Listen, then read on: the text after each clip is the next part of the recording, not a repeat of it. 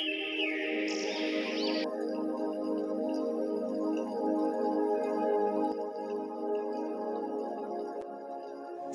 selamat pagi Bapak Ibu, Jemaat Tuhan.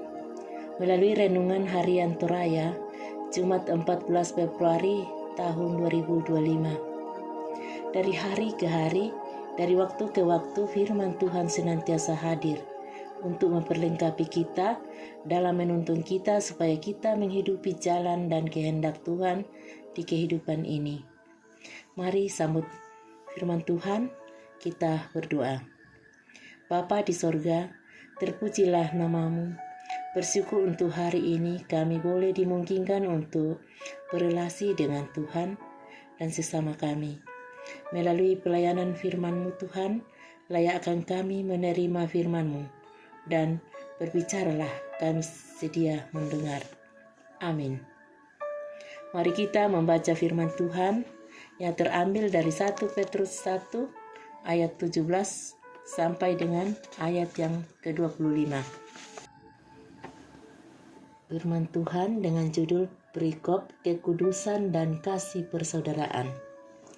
Dan jika kamu menyebutnya Bapa, yaitu Dia yang tanpa memandang muka menghakimi semua orang menurut perbuatannya, maka hendaklah kamu hidup dalam ketakutan selama kamu menumpang di dunia ini. Sebab kamu tahu bahwa kamu telah ditebus dari cara hidupmu yang sia-sia, yang kamu warisi dari nenek moyangmu itu, bukan dengan barang yang fana, bukan pula dengan perak atau emas, melainkan dengan darah yang mahal, yaitu darah Kristus yang sama seperti darah anak domba yang tak bernoda dan tak bercacat.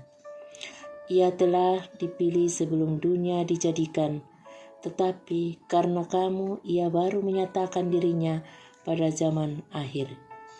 Oleh Dialah kamu percaya kepada Allah, yang telah membangkitkan Dia dari antara orang mati, dan orang yang telah memuliakannya, sehingga imanmu dan pengharapanmu tertuju kepada Allah. Karena kamu telah menyucikan dirimu oleh ketaatan kepada kebenaran, sehingga kamu dapat mengamalkan kasih persaudaraan yang tulus ikhlas. Hendaklah kamu bersungguh-sungguh saling mengasihi dengan segenap hatimu, karena kamu telah dilahirkan kembali, bukan dari benih yang fana, tetapi dari benih yang tidak fana, oleh firman Allah yang hidup dan yang kekal. Sebab semua yang hidup adalah seperti rumput, dan segala kemuliaannya seperti bunga rumput-rumput menjadi kering, dan bunga gugur, tetapi firman Tuhan tetap untuk selama-lamanya. Inilah firman yang disampaikan Injil kepada kamu. Hidup dalam kasih persaudaraan yang sejati. Tuolang kasih Pak Kaborosan Tongan. Latar belakang perikop pembacaan kita saat ini menegaskan tentang bagaimana orang percaya menghidupi iman dan berbagi penganiayaan dan penderitaan. Rasul Petrus menyoroti mengenai identitas orang-orang percaya yang telah disampaikannya dalam ayat 1-2. Identitas itu terutama terkait dengan bagaimana para pengikut Kristus ini menghidupi imannya sebagai orang yang telah diselamatkan oleh darah Kristus. Orang percaya mesti hidup dalam ketaatan dan tidak menurut hawa nafsu. Di ayat 14, hidup mereka menggambarkan kekudusan Allah yang telah memanggil mereka. Di ayat 15, menjalani hidup dalam rasa hormat dan takut kepada Sang Hakim Agung yang akan menuntut setiap orang yang menurut perbuatannya. Di ayat 17, serta hidup mengamalkan kasih persaudaraan yang tulus ikhlas, bersungguh-sungguh saling mengasihi dengan segenap hati. Di ayat 22.